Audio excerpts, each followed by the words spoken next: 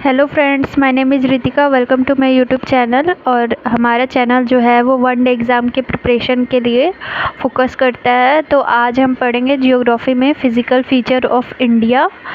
तो चलिए स्टार्ट करते हैं। और फिज़िकल फीचर ऑफ इंडिया को समझने के लिए मैं मैप का भी यूज़ करूँगी। तो चलिए स्टार्ट करते हैं।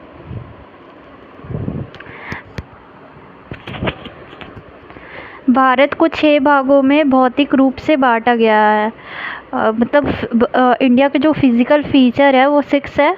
नॉर्थर्न माउंटेन, उत्तर के पर्वत, नॉर्थर्न प्लेन्स, उत्तर के मैदान, और फिर इंडियन डेजर्ट, भारतीय मरुस्थल, पेनिनसुलर प्लेटू, प्रायद्वीपीय पठार, कोस्टलैंड प्लेन्स, तटीय मैदान, और ग्रुप ऑफ आइलैंड, द्वीप समूह। तो देखते हैं। तो ये जो है, जैसे हमें पता है कि ये नॉर्थ, ये ईस्ट, ये वेस्ट है, इधर नॉर्थ है, इधर साउथ है। तो नॉर्थ को हम उत्तर बोलते हैं, और ईस्ट को पूर्व, वेस्ट को पश्चिम, नॉर्थ को उत्तर, और साउथ को दक्षिण। तो यहाँ पे उत्तर, तो जैसे ये फर्स्ट है तो नॉर्थर्न माउंटेन, उत्तर के पर्वत। तो ये जो है ये सारा यहाँ से जो जम्मू कश्मीर वाला एरिया है, और फिर ये नीचे होते हुए थोड़ा सा हरियाणा का पार्ट और उत्तराखंड का पार्ट होते हुए, जैसे वहाँ पर पहाड़ ज़्यादा है, नॉर्मली भी हम लोग को पता है। फिर इधर से सिक्किम होते हुए इधर अरुणाचल प्रदेश, फिर इधर का एरिया जो है नागालैंड और मणिपुर, इधर का एरिया, ये पूरा उत्तर में माउंटेन एरिया है। तो ये हमारा हो गया माउंटेन। फिर है उत्तर के मैदान, नॉर्दर्न प्लेन्स। तो नॉर्दर्न प्लेन्स हम देखेंगे तो ये जो एरिया है नॉर्दर्न प्लेन्स का, थोड़ा सा पंजाब हरियाणा लेते हुए, फिर इधर उत्तर प्रदेश, बिहार, वेस्ट बंगाल, और इधर का एरिया जो है वो नॉर्दर्न प्लेन्स कहलाएगा। इधर जो है थोड़ा सा असम आ जाएगा, और मिज़ोरम आ जाएगा, त्रिपुरा आ जाएगा। तो इधर वाला एरिया ये पूरा है नॉर्दर्न प्लेन्स।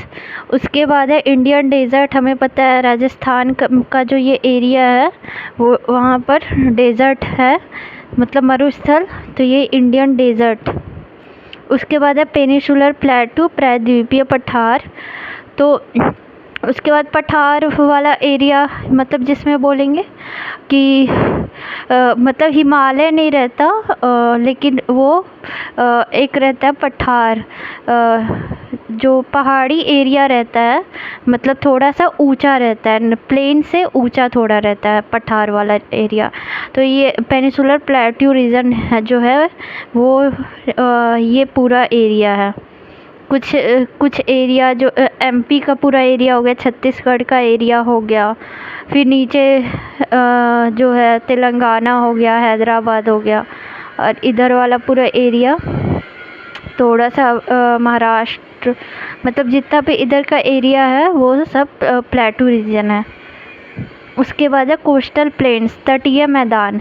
तो तटीय मैदान मतलब कि जो भी समुद्र के किनारे वाला जो भी रीजन है, जो भी एरिया है, वो तटीय मैदान हो जाएगा, क्योंकि वहाँ से वहाँ के आसपास का एरिया जो है, जो तट के पास में जो एरिया है, ज़मीन है, उसको तटीय मैदान बोलेंगे।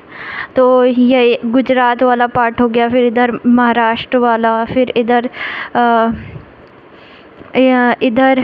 ये केरला हो गया, तमिलनाडु हो गया, इधर थोड़ा सा उड़ीसा हो गया, थोड़ा सा इधर का वेस्ट बंगाल का एरिया, उड़ीसा इधर है, इधर आंध्र प्रदेश है, अरुणाचल प्रदेश। तो इधर का एरिया जितना भी है वो तटीय मैदान का हो जाए। तो मेनली जो है, फिर ग्रुप ऑफ आइलैंड है, 6 ग्रुप ऑफ आइलैंड। तो ग्रुप ऑफ आइलैंड ये हो गया एक अंडमान एंड निकोबार, और ये जो है ये लक्षद्वीप हो गया। तो ये ग्रुप ऑफ आइलैंड। तो ये पूरा इंडिया है हमारा। तो इंडिया के फिज़िकल फीचर में ये है कि पूरा इंडिया जो है तो वहाँ पे कैसा कैसा जगह पूरे इंडिया में पाया जाता है, प्लेन कैसा कैसा मतलब। तो ऊपर जानते हैं हम नॉर्थ में पहाड़ी एरिया है, तो पहाड़ है। उसके बाद मैदान एरिया यूपी बिहार, थोड़ा सा पंजाब हरियाणा, इधर वेस्ट बंगाल, इधर खेती ज़्यादा होता है थोड़ा इधर का, क्योंकि वो प्लेन वाले एरिया। फिर पठार वाला एरिया बीच का है। इधर हमें पता है कि राजस्थान में मरुस्थल है। फिर इधर वाला जो एरिया है तट के किनारे वाला, वो तटीय मैदान हो गया। तो ऐसे मैंने जो है वो ग्राफ के थ्रू आपको फिज़िकल फीचर के बारे में प्रैक्टिकली अच्छे से एक्सप्लेन किया होगा। ये आइलैंड है हमारा, एक ग्रुप ऑफ आइलैंड है, एक अंडमान एंड निकोबार है और एक लक्षद्वीप है। उसके बाद थोड़ा सा इसके बारे में अब आगे पढ़ते हैं। फिर ये भारत का क्षेत्रफल टोटल 32,87,263 किलोमीटर स्क्वायर है। ये मतलब 100% अपने आप में। उसके बाद जो मैदान वाला एरिया है वो 43.5% है, जो कि मैक्सिमम एरिया ऑक्यूपाई करता है। उसके बाद पठार वाला एरिया 27.5% है। फिर पहाड़ वाला एरिया जो है, हिल्स जो है वो 18.5% है और माउंटेन जो है वो 10.5% है। तो अब जो है पठार क्या होता है, तो जैसे ज़मीन से थोड़ा सा उठा हुआ जो समतल भाग होता है, फ्लैट होता है, उसको पठार बोलते हैं, है ना। मतलब जैसे कि मैदान से ऊपर रहेगा, जैसे ऐसा होता है ना कि पानी ये फ्लैट रहता है। तो देखते होंगे कि जिस पठार वाली एरिया में बारिश होती है तो वो रुकती नहीं है, क्योंकि वो अपने मतलब मैदानी क्षेत्र की तरफ गिर जाती है। और मैदान वाली एरिया जो रहती है, जो भी वहाँ पर पानी जो है वो रुक जाती है, मतलब बारिश होती है तो पानी रुक जाती है, तो जिससे काफ़ी दिक्कत होता है। तो ये जो पठार है वो मैदान से थोड़ा उठा हुआ भाग रहता है। उसके बाद पर्वत एवं पहाड़ की चोटियाँ ऐसी ऊंची ऊंची होती हैं, पीक होती हैं उसकी। उसके बाद अगर चोटियों की हाइट जो है 600 मीटर उससे ज़्यादा है तो वो माउंटेन कहलाएंगी, और 600 मीटर से कम है तो वो पहाड़ कहलाएंगे, मतलब वो पर्वत कहलाएंगे, और 600 मीटर कम है तो वो पहाड़ कहलाएंगे। उसके बाद अब हम नॉर्दर्न माउंटेन के बारे में पढ़ेंगे, उत्तर के पर्वत, मतलब ये जो है उत्तर के पर्वत, इनके बारे में पढ़ेंगे।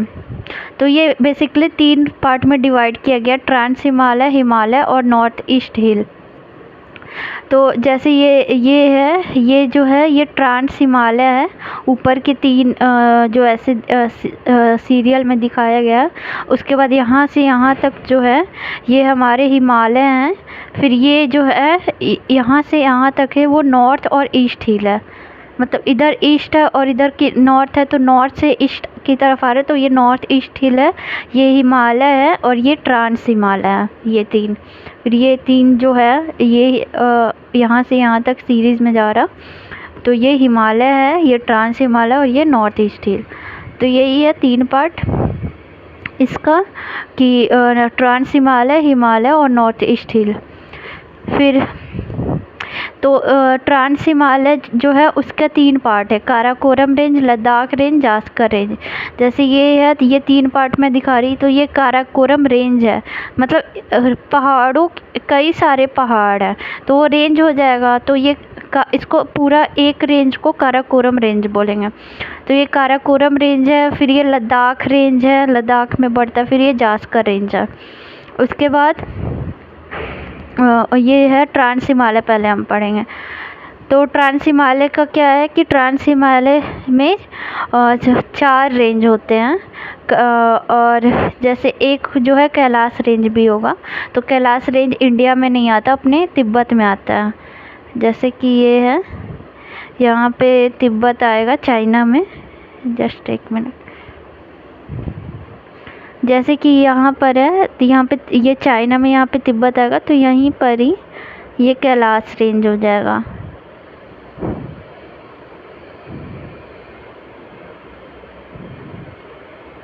कैलाश रेंज।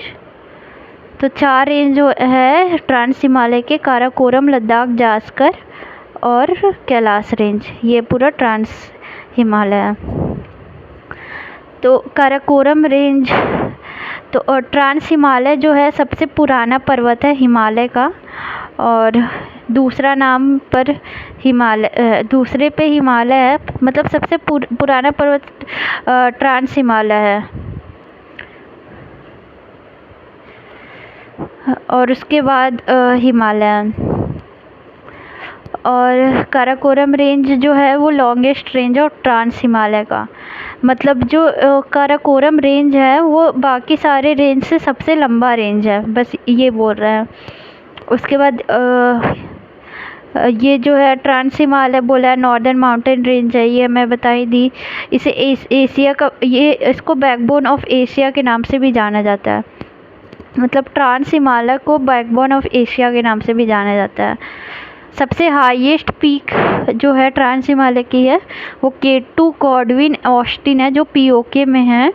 उसकी हाइट 8611 मीटर है और ये भारत की सबसे ऊंची चोटी है और विश्व की भी सबसे ऊंची चोटी है। जो पाकिस्तान ऑक्युपाइड कश्मीर POK में, मतलब यहाँ पर POK में जो है वो इसकी चोटी ट्रांस हिमालय में ही काराकोरम में एक चोटी जो है सबसे हाईएस्ट पीक जो है वो K2 गॉडविन ऑस्टिन है। और काराकोरम रेंज के प्रमुख ग्लेशियर कौन कौन से हैं, तो सियाचिन है, बियाफो है, बाल्टोरा है और हिस्पर है। सियाचिन जो है विश्व का सबसे ऊंचा स्थल है। भारत ने पाकिस्तान से सियाचिन को 1984 में ले लिया था, छीना था। Which of the following is not comes under trans Himalaya, Karakoram, लघु हिमालय, कैलाश जास्कर। लघु हिमालय नहीं हुआ, काराकोरम कैलाश जास्कर होगा। भारत में हिमालय की सबसे ऊंची चोटी कौन सी है, अभी तो हम ये हिमालय का पार्ट आ गया, कंचनजंगा होगा। इसको मैं जब हिमालय पढ़ाऊँगी तब एक्सप्लेन करूँगी इसे। उसके बाद ट्रांस हिमालय मैंने बता दिया, काराकोरम, लद्दाख, जास्कर, कैलाश 4 रेंज होता है। काराकोरम के बारे में मैंने बताया कि सबसे लॉन्गेस्ट रेंज है काराकोरम जो है। Northern mountain range trans Himalaya, Karakoram longest range है ट्रांस हिमालय का और इसे बैकबोन ऑफ एशिया बोला जाता है। और इसका हाईएस्ट पीक जो है वो K2 गॉडविन ऑस्टिन है। फिर इसकी ग्लेशियर मैंने बता दिया, सियाचिन, बियाफो, बाल्टोरा, हिस्पर। अब हम पढ़ेंगे लद्दाख रेंज। लद्दाख रेंज जो है लद्दाख रेंज के बारे में पढ़ेंगे। सिंधु नदी जो है वो लद्दाख और जास्कर के बीच में प्रवाहित होती है, मतलब ये है जास्कर और ये है लद्दाख, तो इसके बीच में जो है वो इसके बीच से सिंधु नदी प्रवाहित होकर पाकिस्तान में जाती है। इसके बाद सिंधु नदी के दाहिने तट पर लेह स्थित है राकापोसी चोटी। विश्व की सर्वाधिक ढलान वाली चोटी जो है राकापोसी चोटी है, मतलब राकापोसी चोटी जो है ये ऐसी है। लद्दाख रेंज में एक राकापोसी चोटी है, मतलब ऐसी है एक इस तो ये ढलान ज़्यादा हो गई, तो ये सबसे ज़्यादा जो है विश्व की ढलान वाली चोटी राकापोसी चोटी है। और लद्दाख का पठार जो है वो कोल्ड डेजर्ट है, मतलब यहाँ पर क्योंकि हम जानते हैं कि जम्मू कश्मीर में जो है सबसे ठंड प्रदेश है, तो वहाँ पे पहाड़ हिमालय होने की वजह से बहुत ज़्यादा ठंड पड़ती है। उसके बाद है जास्कर रेंज, ट्रांस हिमालय की सबसे साउदर्न मोस्ट रेंज है, मतलब ट्रांस हिमालय का नॉर्दर्न तो काराकोरम हो गया और साउदर्न हो गया जास्कर रेंज। फिर उसके बाद कैलाश श्रेणी, कैलाश जो है तिब्बत चीन में स्थित है। तो फ्रेंड्स आज हमने फिज़िकल फीचर में ट्रांस हिमालय पढ़ा और 5 फीचर्स जाना कि क्या क्या होते हैं और इंडिया में कहाँ किस किस एरिया में ये जो 6 फिज़िकल फीचर है। उसके बाद आज हमने ट्रांस हिमालय के बारे में पढ़ा कि उसके 4 रेंज है, काराकोरम, लद्दाख, जास्कर और कैलाश रेंज। और काराकोरम जो है वो नॉर्दर्न मोस्ट रेंज है और जास्कर जो है वो साउदर्न मोस्ट रेंज है।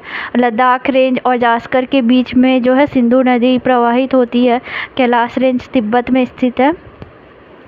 तो फ्रेंड्स आशा है आपको वीडियो पसंद आई होगी। अब हम जो है नेक्स्ट क्लास में बाकी के फिज़िकल फीचर पढ़ेंगे। तब तक के लिए इजाज़त दीजिए, धन्यवाद।